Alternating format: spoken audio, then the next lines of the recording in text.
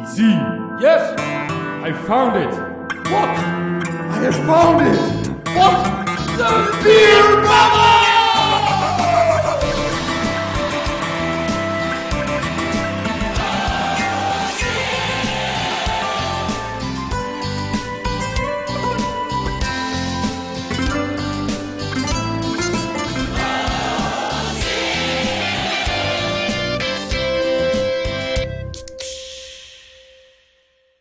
Hi guys and welcome to Beer Bubbles, the bubbliest podcast in the world. I'm CC, as per usual. Rasmus is not here today because he closed down the bar last night and this is quite early. I've got some really prominent guests from Bellwoods in Toronto, Canada.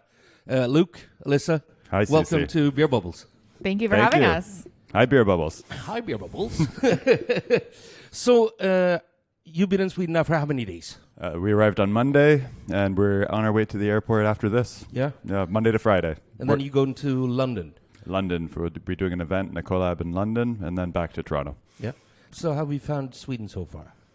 Amazing. Yeah. Mm-hmm. Yeah, very warm lovely. welcome. Mm-hmm. Yeah. And Good warm beers? weather. Good beers, good welcome. Yeah, very good beers. Well, spring finally arrived when you arrived, so we're happy. Yeah. Don't take it with you when you leave, please. Yeah. And we had a blast in the cellar last night here with a really lovely crowd of, 25, 30 people? Yeah, we had a tasting here yesterday with 7 of your beers. Mm-hmm. It looked like it was really appreciated as well. People were coming up to me afterwards. Good. Oh, that's good to hear. Yeah. Good energy for sure. So you have to tell me a bit about what Bellwoods is. Well, you're one of the founders, so Yes. if you start. Okay, so we are a microbrewery located in Toronto, Canada. We opened our original location, which we still operate in 2012, as a small brew pub with about 55 seats and a patio outside. And we were the idea of the business was to be a neighborhood brewery, to supplying interesting beers to the neighborhood. And we received a lot of very positive support from the neighborhood in Toronto and very quickly Canada as well. But we just didn't have very much capacity at that location. So it was very much a on-premise brew pub, by the glass sales. We did pop-up bottle sales. We did have a very small 2-head bottle filler, and we would do limited release bottle fills when we had a little extra capacity. So those were, in the early days, they looked just like pop-ups every couple of weeks. And then we took over a space to the north of us and put tanks in there and expanded as much as we could in that location. And we eventually were able to produce about 2,500 hectoliters a year out of there, which barely supplied the retail store with many shortages. Sometimes we would only have a dry Irish stout available, or sometimes we would only have an imperial stout available, but we were able to keep the bottle shop open to a limited degree in those days. We immediately started looking for another location. We had some complication about dealing with a location that we were supposed to go into, which we're actually still trying to wrap up, the complications. But we were able to adjust and move into a facility in the north end of the city, in an industrial area, where we added a 35 hectoliter brew house and quite a bit of fermentation capacity. We expanded our barrel program, which up until then was all done off-site. We had a warehouse nearby downtown where we had storage and barrels, so we would transport barrels 2 at a time back and forth from the brew pub through residential side streets in a small van. It was chaos. So we moved all that up, consolidated that all up at the production brewery, which we called it's on Hafis Road, so we just call it Hafis.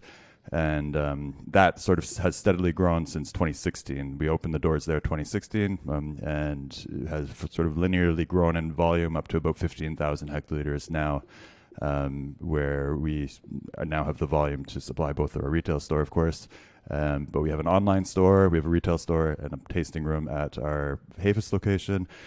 And we do quite a bit of wholesale. So Alyssa, that's where Alyssa comes in. She's been with us for about 2.5 years.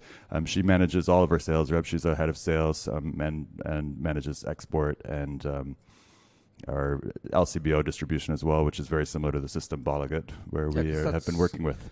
Like most of the times when we speak to brewers from the US, they don't understand Systembolaget at all, the Swedish monopoly. But you do, because you have...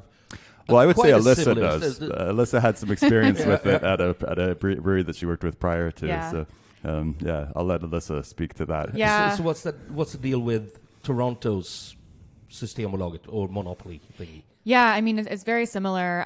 So we work with the LCBO, which is not quite like a full monopoly like Systembolaget is, but pretty close. And they are our biggest, they're one of the biggest alcohol buyers in the world, right up there with Systembolaget. So we're quite familiar with just the process of listings and working within that system. And so for us, it was pretty straightforward coming to Systembolaget. It was, kind of like even walking into a store is like walking into an LCBO.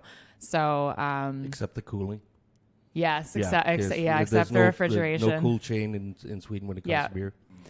Limited in the LCBO. There's many stores that look exactly the same, but they do a better job of bringing some refrigeration in for sure. Yeah. But LCBO, they don't. There are options for selling your beer outside of the LCBO. Unlike with Systembolaget, everything above 3.5 has to be through their stores. So we have the ability to sell beer out of our retail stores, and then restaurants like on-premise locations can also sell beer, spirits, wine to go as well. So a little bit different, but yeah, definitely like very familiar with the process and the listing process and such. That's quite a new change as well, isn't it? Because that changed during the pandemic. So, restaurants could actually sell to go. Yes, that the pandemic really changed our business, and it seemed like it changed every 6 months. Our restaurant closed down, and our restaurant's entirely tied to our brewery, so it's not viewed as a standalone restaurant, which made it difficult. We didn't predict that, obviously. Nobody predicted the pandemic, but it made it complicated during it because we didn't qualify for wage subsidy and things like that restaurants benefited from. Quite the opposite. We lost in a sense, a monopoly on beer sales because as a manufacturer, we were entitled to sell beer to the public. But during the pandemic, the legislation changed such that restaurants and bars could sell beer to go. So now they're beer, great for the consumer. There's bottle shops everywhere, and we're able to sell to those bottle shops to sell to the public. But the margins are obviously less than dealing with our own retail store. So our model has shifted a lot over the last 4 years because of that. So what styles of beers are you doing? I know, but those guys don't. Yeah, we do. I mean, I like to say we do a little bit of everything. We don't do a little bit of everything, but we initially most of our beers centered around sort of modern American style hoppy beers, as well as Belgian style beers. In the early days, quite a bit of Trappist inspiration, as well as Lambic inspiration. We've leaned away from the Trappist inspiration quite a bit, and we primarily do barrel-aged sours, and we do saisons and grisettes as well. But we have quite a big barrel program that focuses on blending sour beer with moderate acidity. We don't go super heavy on acidity, or try not to. We do have a cool ship for spontaneous fermentation, and we do some sort of 3-year blends inspired by lambic beers. But that's all. The barrel program in general is a very small portion of our production. Most of it is in fresh hoppy beer and fresh sour beer, like Jelly King, which is a quick sour. Our biggest brands are that Jelly King, which is a sort of a quick sour, dry hopped beer, and we do fruit versions of that, as well as a pale ale called Jutsu, an IPA called Roman Candle. We have a double IPA that we quite regularly do called Witch Shark. And a Pilsner called Bellwoods. So when we expanded into the production brewery, we had a little more space and luxury of being able to lager things. So we dove pretty heavily into lagering as well, which was timely because that became sort of very trendy and popular at that time as well. But we like drinking those beers, so we do quite a bit of more to the bitter end Pilsners and lagers, and we have a Vienna lager available right now. We've stayed true to our brew pub roots and experiment quite a bit still, and having the luxury of 2 breweries, one with the brew pub I don't think I mentioned is a 7.5 hectoliter. We get about 10 hectoliters out of it per batch, but we can play around with experimental styles at a very small scale. And then at the larger brewery, we still do small batches there as well, especially with barrels, but focus more on those core brands of IPAs and pale ales and Jelly King and stuff like that. Because what you said yesterday during the tasting was like you started out doing the beers you like to drink. Yeah, that's exactly. Mike and I, my business partner and I started that brewery because we did see quite a bit of a hole in the market in Toronto and in Canada in general. as compared to the United States. We were traveling to the United States often and exposed to beers coming up from there. Beers like Maine Beer Company that were doing interesting hoppy beers that were just very had a more modern approach to it. Obviously, things have evolved over the last 12 years, and our beers have changed. Hazy beers became a thing, and we do beers in those styles as well. So you tend to do them dry, though.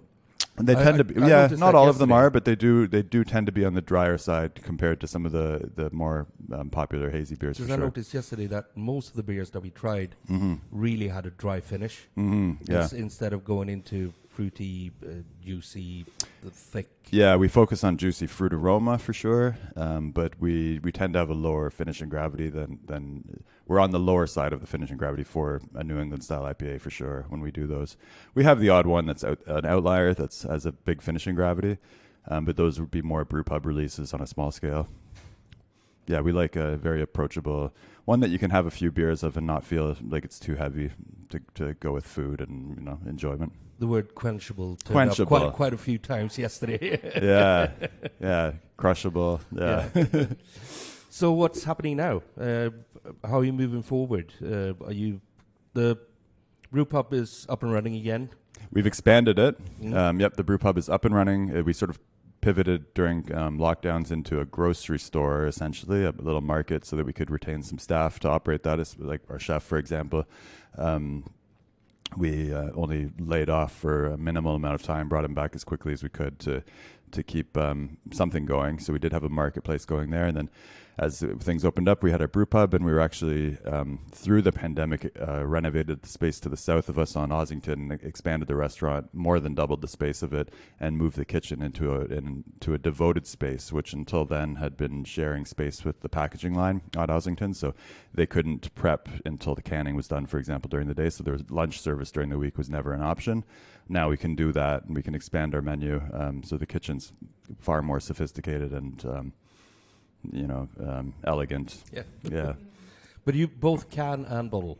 Why? We can and bottle. We started only bottling. Everything was through a Maheen originally. Well, we had a shitty 2-head filler that we hated, so we got a Maheen very quickly and used that for ages. And then when we opened in 2016 at the production brewery, we had a bottle filler as well. Excuse me. Initially, it was because we did a lot of bottle conditioning, so we wanted a heavy bottle, and so we liked the 500 ml bottle, and we just, for simplicity, put everything through a 500 ml bottle. As things developed, people expected hoppy beers and pale ales to be in a can, so we adjusted, and it's good that we did, because as material costs have changed over the years, it's much cheaper. It's much cheaper now. Yeah, transport, especially now that we export more. That's really relevant. So we have 2 canning lines, one at Ossington, one at Hafis, and then we have a bottling line as well at Hafis. Actually, 2 bottling lines, because we still have the Maheen that never gets used, but we do have a Cosme bottle filler as well. And you found one of your beers in the fridge here yesterday. Yeah, that was a nice surprise. Yeah, one of our bottles actually, Fireplace Channel, so Imperial Stout. And it's great to be able to get some of our interesting, that's a pretty small batch, out to Sweden, out to Europe, outside of our little home market. So it's pretty exciting to see that pop up in here. Nice. You guys are going to the airport today. Yes. You'll leave in beautiful Sweden for a rainy England, I think. But no, you're not. You're going to bring the weather with you. I'm not going to keep you that long. I'm just going to put you the absolute worst question in the world. I told you guys yesterday I was going to give you one hard question. Only one. I get the sense that you're a humor.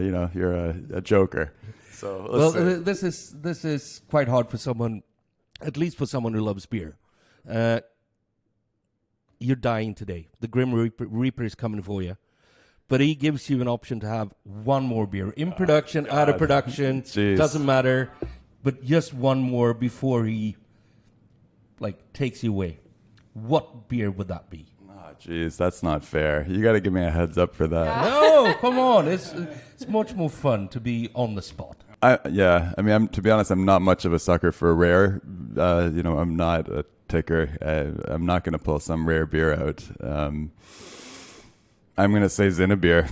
Yeah, we talked about it yesterday. One of your favorite breweries. It's one of my favorite breweries, one of my favorite beers, and it always is delicious. Brasserie de la Seine, they're fantastic. They do some amazing stuff. And Cinnabeer is just the right hybrid of old style, new style. Yeah, and it's hard for me not to say Terrace Bulba, but I'm going to say Cinnabeer. Yeah. Also de la Seine. So you then? That's a hard one. I mean, I want to say two. I know I can't. I'll probably White Picket Fence. I know I was saying this last night as well. Is one of my all-time favorite beers, and I love that we brew it so often. And I selfishly kind of have to say a Bellwoods beer because I just love our beer so much. But yeah, White Picket Fence is just really nice, balanced acidity. Has kind of everything you're looking for in a saison, and just a style that you don't really see very often. So yeah. That would be mine. And according to Yvan de Batz, it's a world-class saison. World-class saison. It's got credentials. Well, if he says it, well, he's got opinions on everything, though. He's a lovely guy. He's fun. Guys, thank you very much for participating in the podcast, and have a nice travel to the UK. So very nice to meet you, CC, and thank you for having us. Yeah, thank you for having us. I'll probably see you in the future anyhow. I hope so. Yeah. Hopefully in Canada. In Canada. Maybe in Spain. In Spain, why not? Or any festival, or down here, or whatever. So, guys, have a great night, and you guys drink better beer. Yes. Agreed. Thank you. CC. Yes, I found it. What? I have found it.